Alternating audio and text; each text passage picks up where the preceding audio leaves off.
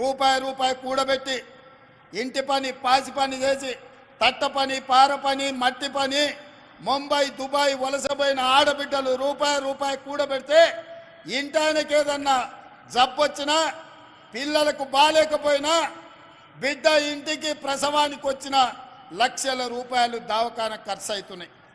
ఆనాడు పేదవాళ్ళ ఆరోగ్యం కోసం కార్పొరేట్ వైద్యాన్ని అందించాలని డాక్టర్ వైఎస్ రాజశేఖర రెడ్డి గారు ముఖ్యమంత్రిగా ఉన్నప్పుడు రాజీవ్ ఆరోగ్యశ్రీ ద్వారా ఆనాడు 2 లక్షల రూపాయల ఉచిత వైద్యాన్ని ఆడబిడ్డలకు ఆ రోజు అందించాడు.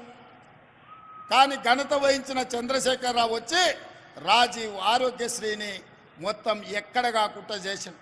అందుకే ఇందిరమ్మ రాజ్యం వచ్చిన వెంబడే కాంగ్రెస్ ప్రభుత్వం ఏర్పడిన మరుక్షణం పెద్దలు దామోదర్ రాజ నరసింహ గారితో మాట్లాడి పేదవాళ్ళ వైద్యం కోసం అపోలో యశోద ఎక్కడికి పోయినా 10 లక్షల రూపాయలతోని మీకు వైద్యం అందించాలని ఇవాళ కాంగ్రెస్ పార్టీ నిర్ణయం తీసుకొని ప్రతి పేదవాడి ఆరోగ్యానికి మాది భరోసా అని చెప్పి కాంగ్రెస్ పార్టీ ఇవాళ రాజీవ్ ఆరోగ్యశ్రీ పథకాన్ని అమలు చేస్తుంది.